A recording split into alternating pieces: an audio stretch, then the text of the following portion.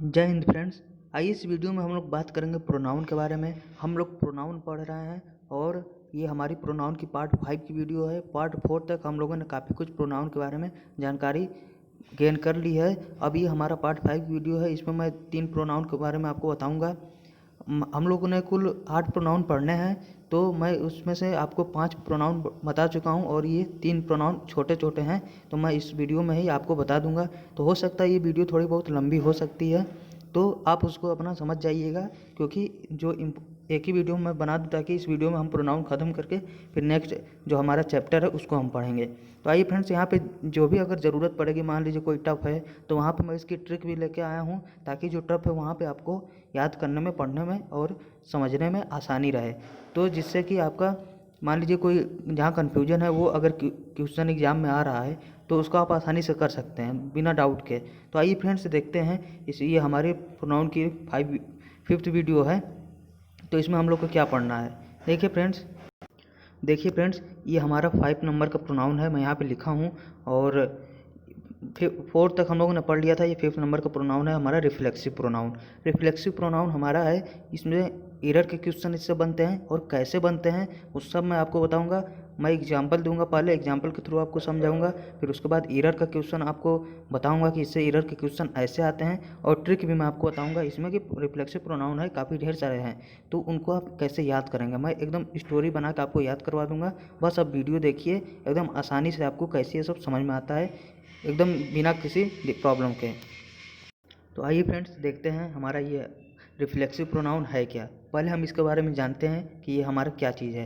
देखिए फ्रेंड्स, जब कोई कार्य स्वयं किया जाए तो वहाँ रिफ्लेक्सिव प्रोनाउन का प्रयोग करते हैं, यानी कि वहाँ पर रिफ्लेक्सिव प्रोनाउन होता है जब कोई कार्य स्वयं के द्वारा किया जाएगा। या फिर यूँ समझिए कि जैसे कुछ वर्ड होते हैं जिनमें सेल्फ या फिर सेल्व्स, ये जो हमारा सेल्फ्स है ये प्लरल फॉर्म है, और जो सेल्फ है ये हमारा सिंगुलर फॉर्म है।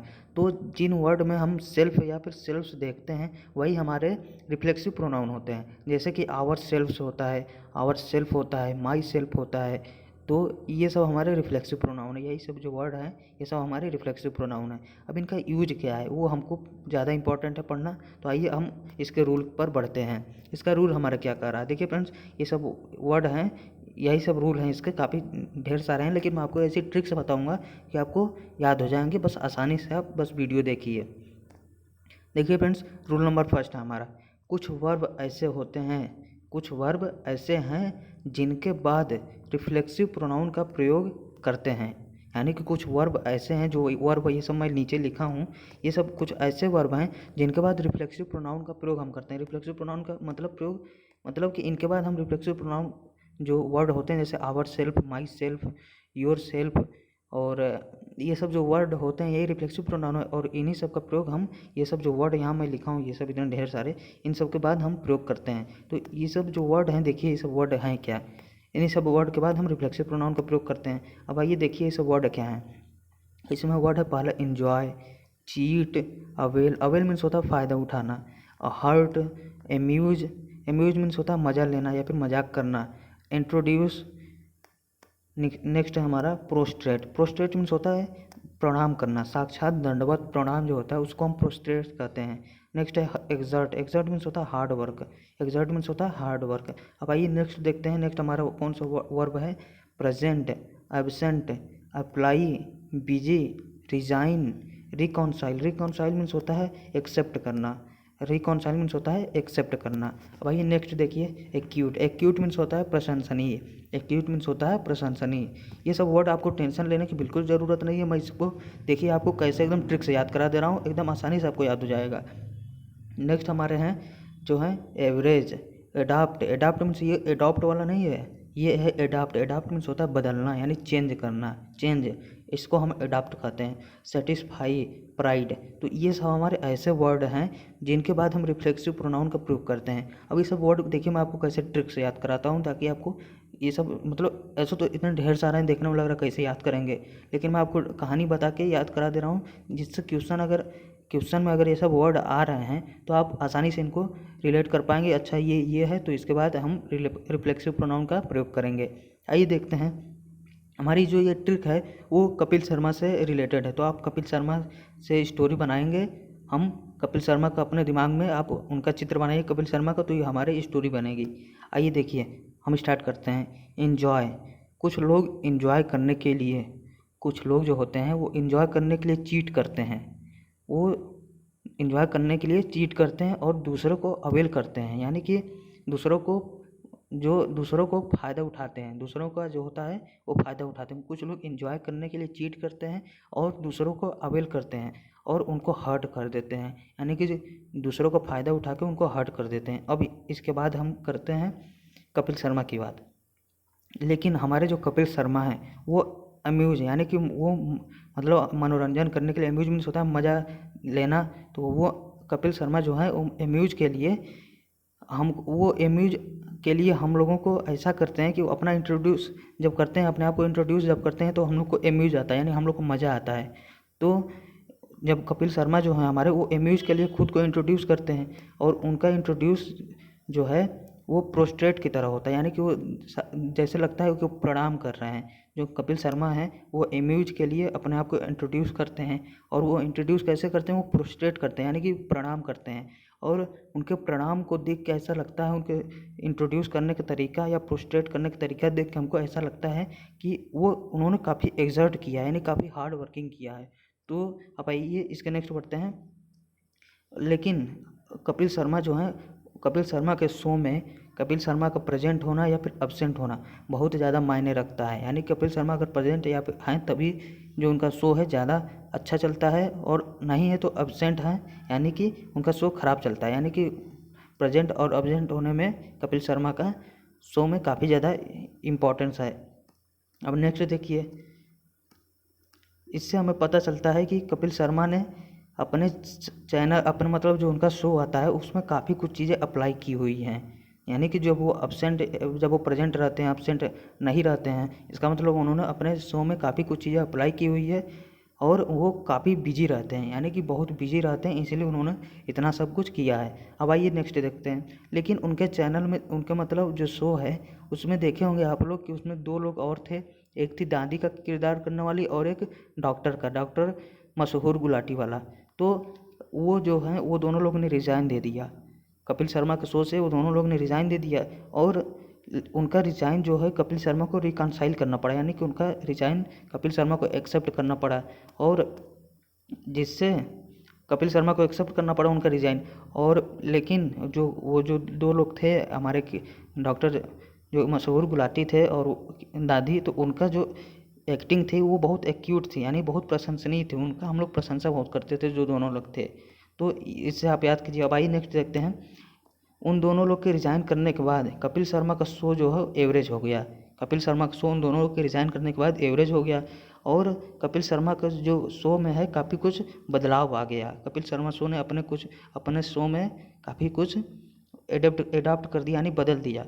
लेकिन फिर भी हम उनके जो शो है इस समय, उससे हम इंडियंस जो हैं काफ़ी सेटिस्फाई हैं और ऐसे कपिल शर्मा के ऊपर हमें प्राइड है, यानी कि हमें गर्व है। तो उम्मीद है फ्रेंड्स ये आपको स्टोरी समझ में आई होगी। इसको आप वीडियो जब मैं अपलोड कर दूँ तो फिर आप 1-2 बार और देखिए ताकि आपको आसानी से ये याद हो जाए, और खुद इसको अपने माइंड में इसको लिख के खुद ये बात दोहराइए, ये स्टोरी दोहराइए, तो आपको ये आसानी से याद हो जाएगा। अब आइए नेक्स्ट बढ़ते हैं फ्रेंड्स। ये हमारा रिफ्लेक्सिव प्रोनाउन का पहला रूल हो गया। तो उम्मीद है आपको मतलब ये सब जो मैं वर्ड लिखा हूँ यहाँ पे, इन सब के बाद जो स्टोरी से बताया हूँ, इन सब के बाद हम रिफ्लेक्सिव प्रोनाउन का प्रयोग करते हैं। अब आइए इसका एग्जाम्पल देखते हैं ताकि आपको क्लियर हो कि इससे क्वेश्चन कैसा आएगा। देखिए फ्रेंड्स, इसका एग्जाम्पल है, I introduced myself to the manager of this company. देखिए फ्रेंड्स, इंट्रोड्यूस यानी कपिल शर्मा ऐसे इंट्रोड्यूस करते हैं। इंट्रोड्यूस हम लोगों ने अभी ट्रिक में पढ़ा है। तो इंट्रोड्यूस के बाद हम जो है रिफ्लेक्सिव प्रोनाउन का प्रयोग करेंगे, और रिफ्लेक्सिव प्रोनाउन देखिए यहाँ पे माई सेल्फ का प्रयोग किया गया। मैं आपको बताया हूँ कि वो वर्ड रिफ्लेक्सिव प्रोनाउन होते हैं जिनके आगे या तो सेल्फ लगा होता है, जो कि यहाँ लगा है, या फिर सेल्फ लगा होता है, SELVE, ये हमारा लगा होता है। तो ये हमारे रिफ्लेक्सिव प्रोनाउन होते हैं। तो यहाँ देखिए सेल्फ लगा है, ये सेल्फ लगा है, तो ये हमारे रिफ्लेक्सिव प्रोनाउन है। और इंट्रोड्यूस के बाद रिफ्लेक्सिव प्रोनाउन का प्रयोग करते हैं, ये अभी हम लोगों ने पढ़ा, तो ये हमारा सही है। नेक्स्ट देखते हैं, she absented herself from the class. देखिए फ्रेंड्स, अभी हम लोगों ने पढ़ा कि कपिल शर्मा जो अब्सेंट नहीं होते हैं, तो अब्सेंट के बाद हम लोगों ने जो है रिफ्लेक्सिव प्रोनाउन का प्रयोग करेंगे। और रिफ्लेक्सिव प्रोनाउन क्या होता है, जिन वर्ड में सेल्फ या सेल्व्स का प्रयोग होता है वही रिफ्लेक्सिव प्रोनाउन होता है। एब्सेंट के बाद देखिए रिफ्लेक्सिव प्रोनाउन हुआ, ये हमारा सही है। They enjoyed the themselves during the party. Enjoy हम लोगों ने पढ़ा कि इन्जॉय करने के लिए कुछ लोग दूसरों को हर्ट करते हैं, तो यहाँ पे इन्जॉय के बाद हम रिफ्लेक्सिव प्रोनाउन का प्रयोग करते हैं। और रिफ्लेक्सिव प्रोनाउन देखिए फ्रेंड्स, यहाँ पे SELVES यानी सेल्व्स आ रहा है, तो हमारा रिफ्लेक्सिव प्रोनाउन है। और रिफ्लेक्सिव प्रोनाउन हम इन्जॉय के बाद प्रयोग करते हैं और यहाँ हुआ है, तो हमारा ये सही है। नेक्स्ट इसका एग्जांपल देखते हैं। I acquitted myself from the meeting. Acquitted के बाद भी अभी हम लोगों ने पढ़ा कि रिफ्लेक्सिव प्रोनाउन का प्रयोग किया जाता है और यहाँ पे किया भी गया है माई सेल्फ, तो ये हमारा सही फॉर्म है। अब आइए नेक्स्ट बढ़ते हैं। उम्मीद है आपको ये रूल समझ में आया होगा। अब नेक्स्ट रूल क्या है, नेक्स्ट रूल भी इसी से रिलेटेड है लेकिन जस्ट इसका अपोजिट है। ये देखिए क्या है, निम्नलिखित कुछ वर्ब ऐसे हैं जिनके बाद रिफ्लेक्सिव प्रोनाउन का प्रयोग नहीं करते हैं। अभी हम लोगों ने क्या पढ़ा कि कुछ ऐसे वर्ड थे जिनके बाद हम लोग रिफ्लेक्सिव प्रोनाउन प्रयोग करते थे, लेकिन ये जो वर्ड हैं यहाँ पे, ये सब जो वर्ड मैं लिखा हूँ, इनके बाद हम रिफ्लेक्सिव प्रोनाउन का प्रयोग नहीं करते हैं। अब ये सब भी वर्ड हैं, तो इसको आप इतना ढेर सारे हैं कैसे याद करेंगे, इसको भी मैं ट्रिक बताऊँगा आपको, ताकि आपको आसानी से याद हो जाए, ताकि आपको रटने की ज़रूरत न पड़े। आइए देखिए इसकी ट्रिक हमारी क्या कहती है। इसकी ट्रिक है, देखिए फ्रेंड्स, जब पहले इसके देखिए वर्ड क्या है, qualify, stop, keep, move, turn, hide, bath, rest. तो ये हमारे ऐसे वर्ड हैं जिनके बाद रिफ्लेक्सिव प्रोनाउन का प्रयोग नहीं करते हैं। अभी इसको याद कैसे करेंगे, याद इसको ऐसे करेंगे।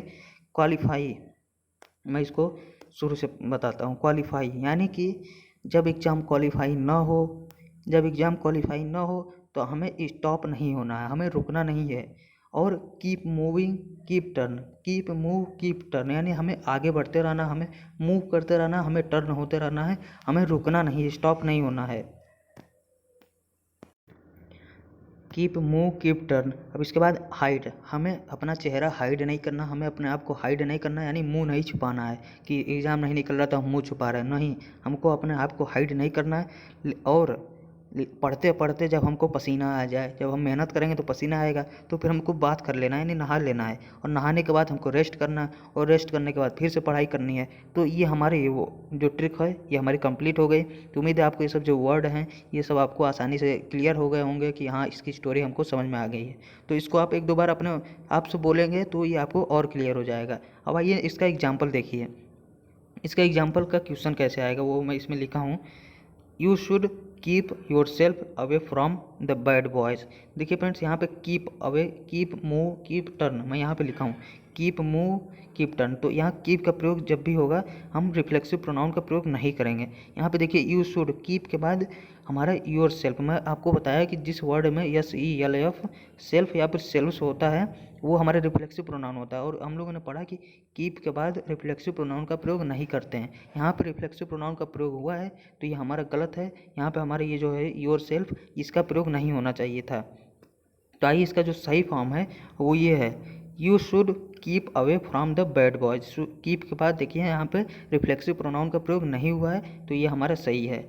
अब आइए थोड़ा एक मैं नोट की बात करता हूँ।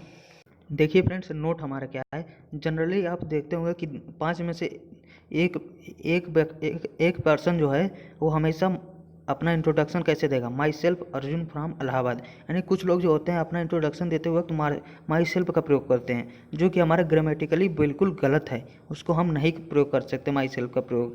हम माई सेल्फ का प्रयोग कभी भी सेंटेंस के स्टार्टिंग में प्रयोग नहीं करते हैं, ये हमारे इंग्लिश का रूल है, ये हमारा गलत है। इस तो आप जब भी अपना इंट्रोडक्शन दीजिए तो माई सेल्फ का प्रयोग न कीजिए, आप कीजिए I am Arjun from Allahabad. तो इसको आप ध्यान दीजिए, ये एक नोट में बना के लिख दिया क्योंकि ये कोई उतना इम्पोर्टेंट नहीं है, लेकिन आप जनरली इसको जानते रहिए कि माई सेल्फ का प्रयोग हम सेंटेंस की स्टार्टिंग में नहीं करते हैं, यानी रिफ्लेक्सिव प्रोनाउन का प्रयोग हम सेंटेंस की स्टार्टिंग में नहीं करते हैं। लेकिन कुछ लोग जो होते हैं इंट्रोडक्शन देते वक्त अपना ये गलती कर देते हैं, तो आपको ये नहीं करना है, आपको आई एम से प्रयोग करना है, सेंटेंस की स्टार्टिंग करनी है। तो ये इस तरह से हमारा रिफ्लेक्सिव प्रोनाउन कंप्लीट हुआ। आई होप आपको ये सारे सब समझ में आए होंगे, सारे रूल सब जो मैं आपको बताया हूँ और वर्ड जो मैं आपको ट्रिक से याद कराया हूँ वो आपको अच्छे से लर्न हो गए होंगे। आप इसको दोबारा देखिए, इसका नोट्स बना के अपने आप खुद उसको अपने आप से बोलिए तो वो आपको और क्लियर हो जाएंगे। अब आइए नेक्स्ट प्रोनाउन के आगे हम लोग बढ़ते हैं। नेक्स्ट प्रोनाउन हमारा क्या है, देखिए फ्रेंड्स, ये हमारा है रेसिप्रोकल प्रोनाउन। ये हमारा कैसा प्रोनाउन है, इसको हम पढ़ते हैं रेसिप्रोकल प्रोनाउन। ये हमारा, इसको हम हिंदी में पारस्परिक संबंधवाचक सर्वनाम बोलते हैं। वैसे हिंदी में मैं आपको बताता बहुत कम हूँ, किसी भी प्रोनाउन का हिंदी बहुत कम बताया हूँ। तो क्योंकि हिंदी का कोई मतलब नहीं है जानने का, कोई मतलब नहीं है, क्योंकि आपसे हिंदी नहीं पूछने वाला, आपसे बस उसका यूज पूछेगा, उसका रूल पूछेगा। तो आप बस इंग्लिश में जानिए, क्योंकि इंग्लिश ज़्यादा सही है, इंग्लिश आपको समझने में आसानी रहेगी।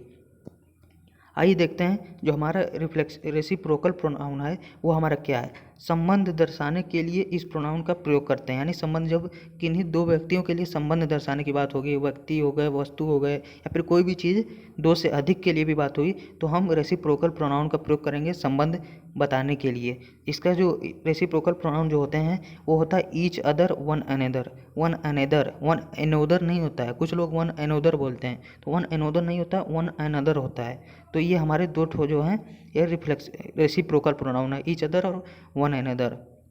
अब इसके जो रूल हैं, इसका मैं एक ही रूल है, ये रूल मैं आपको बता चुका हूँ, लेकिन ये अलग से प्रोनाउन है, इसलिए मैं फिर से आपको बता दे रहा हूँ कि ये क्या रूल है, आपका रिवीजन भी हो जाएगा। रूल, ईच अदर का प्रयोग दो व्यक्तियों के लिए, जबकि वन अनदर का प्रयोग दो से अधिक व्यक्तियों के लिए किया जाता है। जब दो से अधिक व्यक्तियों की बात होगी, 3, 4, 10, 12 कितना भी, तो उसके लिए वन अनदर का प्रयोग करेंगे, और दो व्यक्तियों के लिए ईच अदर का प्रयोग करेंगे। इसका जो एग्जाम्पल देख लीजिए, ताकि आपको, क्योंकि ये इम्पॉर्टेंट है, ईच अदर वन अनदर का रूल जो है एग्जाम में आता है, इससे एरर के क्वेश्चन आते हैं, इसलिए मैं आपको यहाँ पे एरर का क्वेश्चन एग्जाम्पल के थ्रू आपको समझाऊंगा। देखिए, Ram and Shyam are discussing one another. हम लोगों ने अभी क्या पढ़ा कि वन अनदर का प्रयोग दो से अधिक व्यक्तियों के लिए किया जाता है, लेकिन यहाँ राम एंड श्याम की ही बात हो रही है, और ये सिर्फ दो ही व्यक्ति हैं, तो दो व्यक्तियों के लिए हम ईच अदर का प्रयोग करेंगे। इसका जो सही फॉर्म है, Ram and Shyam are discussing each other, तो ये हमारा सही फॉर्म है। अब आइए नेक्स्ट जो इसका एग्जाम्पल वो देखते हैं। इसी तरह जो होता है एरर के क्वेश्चन आते हैं, तो आप इसको समझ जाइए। They are quarrelling each other. अब दे आर, यानी दे आर यहाँ पे कोई नंबर नहीं डिसाइड है कि वो 2 लोग हैं कि 10 लोग हैं कि 4 लोग हैं, लेकिन हम जब भी ऐसा कोई वर्ड आए जिसमें हम नंबर ना डिसाइड हो, तो वहाँ पे हम उसको समझते हैं कि वो 2 से अधिक की बात कर रहा है। तो यहाँ दे जो है, यहाँ 2 से अधिक की बात हो रही है, तो हम ईच अदर का प्रयोग नहीं, वन अनदर का प्रयोग करेंगे। तो यहाँ पे जो सही फॉर्म है, they are quarrelling one another. तो उम्मीद है फ्रेंड्स ये जो रेसिप्रोकल प्रोनाउन है ये भी आपको जो समझ में आ गया होगा। अब आइए नेक्स्ट करते हैं डिस्ट्रीब्यूटिव प्रोनाउन के बारे में। ये हमारा लास्ट प्रोनाउन है, इसके बाद हमारा प्रोनाउन खत्म हो जाएगा। आइए देखते हैं डिस्ट्रीब्यूटिव प्रोनाउन क्या है। डिस्ट्रीब्यूटिव प्रोनाउन हमारे ये जो हैं इतने प्रकार के होते हैं, ये 2, 2, 4 है, यही हमारे डिस्ट्रीब्यूटिव प्रोनाउन है। अब इसके बारे में एक एक के बारे में जानकारी लेते हैं। आइए देखते हैं ये क्या है। तो आइए फ्रेंड्स देखते हैं हमारा ये डिस्ट्रीब्यूटिव प्रोनाउन क्या है। इसके पहले हम जानते हैं ये हमारे 4 डिस्ट्रीब्यूटिव प्रोनाउन है, अभी मैं आपको बताया। तो देखिए, इधर आप इनका पहले हिंदी में अर्थ जान चाहिए ताकि आपको और आसानी हो। इधर ऑफ द का मतलब होता है 2 में से 1। इधर ऑफ द का हिंदी में जो अर्थ होता है वो होता है 2 में से 1। अब आइए नेक्स्ट देखते हैं हमारा क्या है। देखिए फ्रेंड्स, नेक्स्ट है हमारा नीदर ऑफ द। आइदर नहीं होता है और नाइदर नहीं होता, कुछ लोग इसे आइदर या नाइदर बोलते हैं। तो इसका जो प्रोनाउंसिएशन होता है वो इधर ऑफ द और नीदर ऑफ द होता है। अब नीदर ऑफ द का हिंदी में अर्थ होता है 2 में से कोई नहीं। इधर ऑफ द का मतलब होता है 2 में से, 2 के लिए बात हो रही है। इधर और नीदर का मतलब सिर्फ 2 के लिए बात होती है। इधर ऑफ द का मतलब होता है 2 में से 1, और नीदर ऑफ द का मतलब होता है 2 में से कोई नहीं।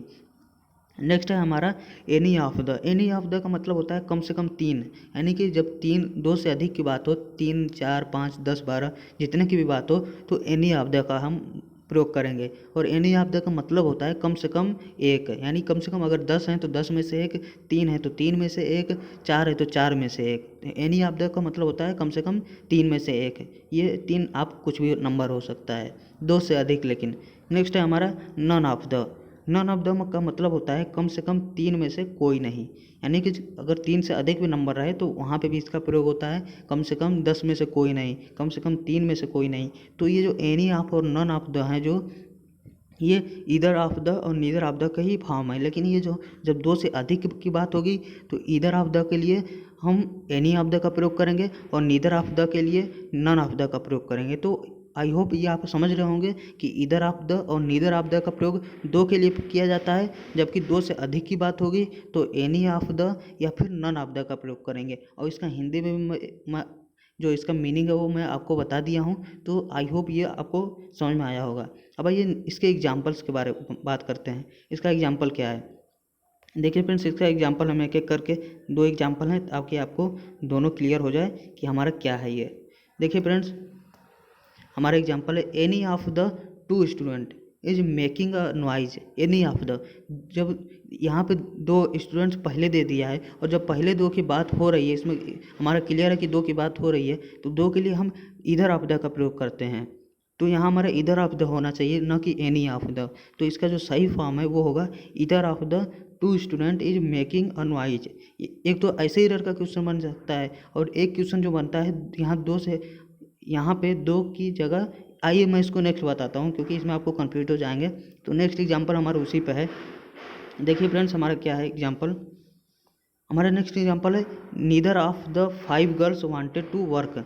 यहाँ पे 5 की बात हो रही है, 5 गर्ल्स की बात हो रही है, तो यहाँ 5 गर्ल्स की बात हो रही है, लेकिन यहाँ नीदर का प्रयोग किया है। और हमने अभी आपको बताया कि इधर ऑफ द और नीदर ऑफ द का प्रयोग हम दो के लिए करते हैं। यहाँ पे 5 की बात हो रही है, तो 5 के लिए हम, दो से अधिक के लिए हम नन ऑफ द का प्रयोग करते हैं। तो यहाँ पे हम नन ऑफ द का प्रयोग करेंगे, none of the 5 girls wanted to work.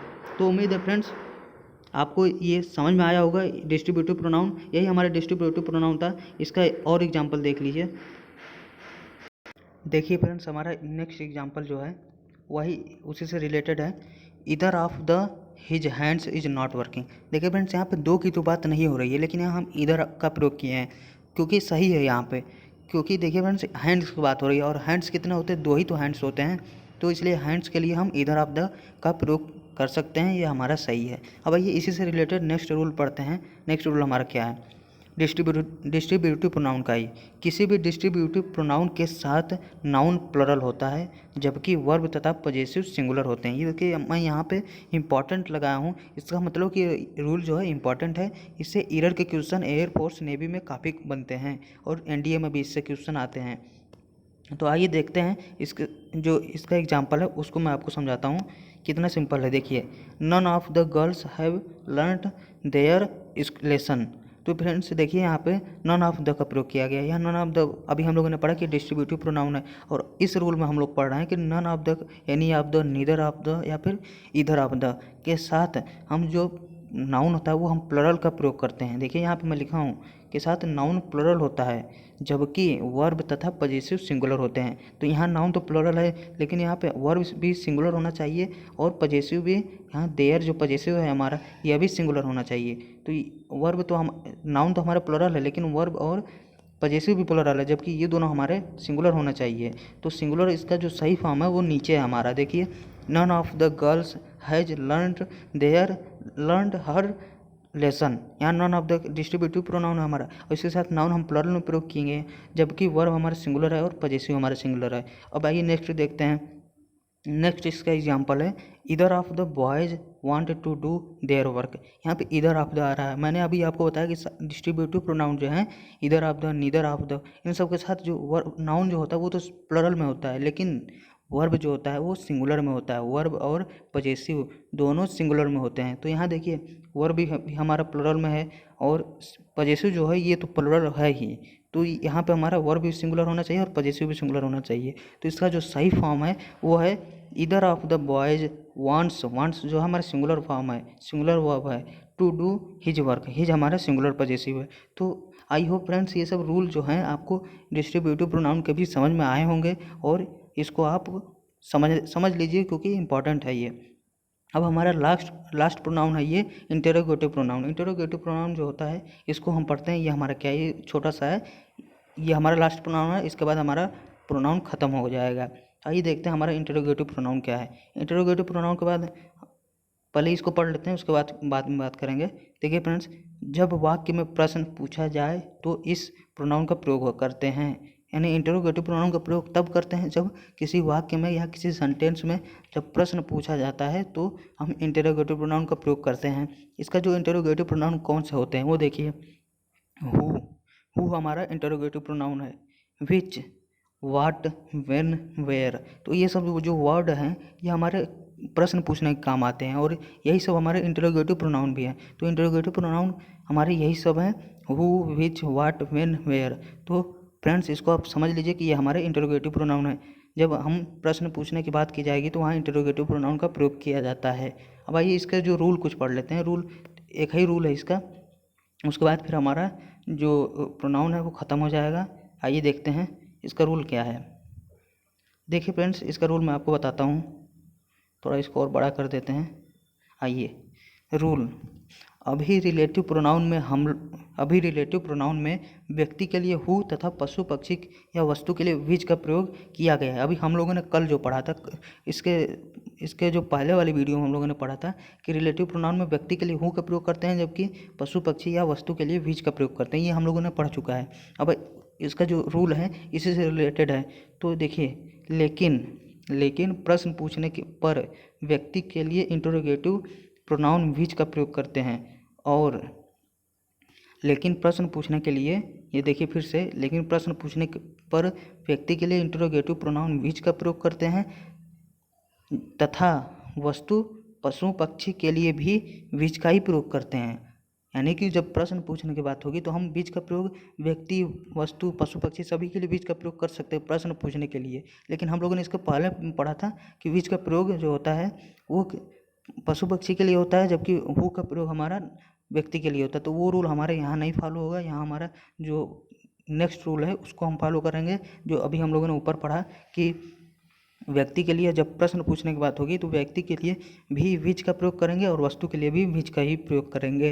तो आइए इसके जो एग्जाम्पल्स हैं उसको देखते हैं ताकि आपको क्लियर हो। इसका मैं एरर से भी आपको बताऊंगा इससे क्वेश्चन कैसे आएंगे। इस पहले देखिए इसको, पहला नंबर देखिए फ्रेंड्स, हमारा क्या है, हु बॉय। पहला नंबर हम देखते हैं friends, who boy has done this work. अभी मैंने आपको बताया कि यहाँ प्रश्न पूछने की बात हो रही है, और जब भी प्रश्न पूछने की बात होगी तो हम जो हमारा वर्ड जो है हु का प्रयोग हम नहीं करेंगे, हम विच का प्रयोग करेंगे। तो इसका जो सही फॉर्म होगा which boy has done this work. यानी कि जब प्रश्न पूछने की बात होगी तो हम हु का प्रयोग कतई नहीं करेंगे, हमारा बिल्कुल गलत होगा। जो सही फॉर्म होगा वो होगा विच। विच का प्रयोग हम करेंगे प्रश्न पूछने के लिए। इसका जो नेक्स्ट एग्जाम्पल है, which book do you want है। तो which book do you want यानी कि यहाँ जो है प्रश्नवाचक चिन्ह आएगा यहाँ पे फ्रेंड्स। तो यहाँ प्रश्न पूछने की बात हो रही है। प्रश्न पूछने के लिए यहाँ पे अगर हु दे देता है, ये हु, तो ये हमारा गलत हो जाता है। अभी हम लोगों ने पढ़ा कि प्रश्न पूछने के लिए हमेशा हम विच का प्रयोग करेंगे, और यहाँ पे विच का प्रयोग हुआ है तो ये हमारा सही है। तो उम्मीद है फ्रेंड्स आपको ये सब जो रूल हैं ये सारे आपको समझ में आए होंगे। इस तरह से हमारा जो प्रोनाउन है वो पूरा फिनिश होता है। तो अगर आपने सारी वीडियो देखी होगी तो आपके प्रोनाउन इससे बाहर कहीं नहीं आने वाला है। एयरफोर्स नेवी में तो बिल्कुल भी नहीं आने वाला है, अगर आप एयरफोर्स नेवी की तैयारी कर रहे हैं तो फ्रेंड्स अब इसके बाद हम लोग इसके एक प्रैक्टिस की वीडियो में लेके आऊँगा, उसमें इसका कुछ क्वेश्चन कराऊँगा ताकि आपको और कॉन्सेप्ट जो है क्लियर हो जाए और आपका रिवीजन भी हो जाए। फिर उसके बाद हम नेक्स्ट जो है चैप्टर पढ़ेंगे। तो चलिए फ्रेंड्स, फिर मिलते हैं आपको नेक्स्ट वीडियो में। और ये वीडियो आपको अच्छा लगा तो कमेंट करके ज़रूर बताइएगा। वीडियो लाइक कीजिए, अपने फ्रेंड्स के साथ भी शेयर कीजिए, और चैनल को सब्सक्राइब करके बेल आइकन दबा लीजिए, क्योंकि वीडियो जैसे अपलोड करूँ मैं तुरंत आपके पास पहुँच जाए। चलिए फ्रेंड्स, फिर मिलते हैं आपको नेक्स्ट वीडियो में। तब तक के लिए जय हिंद।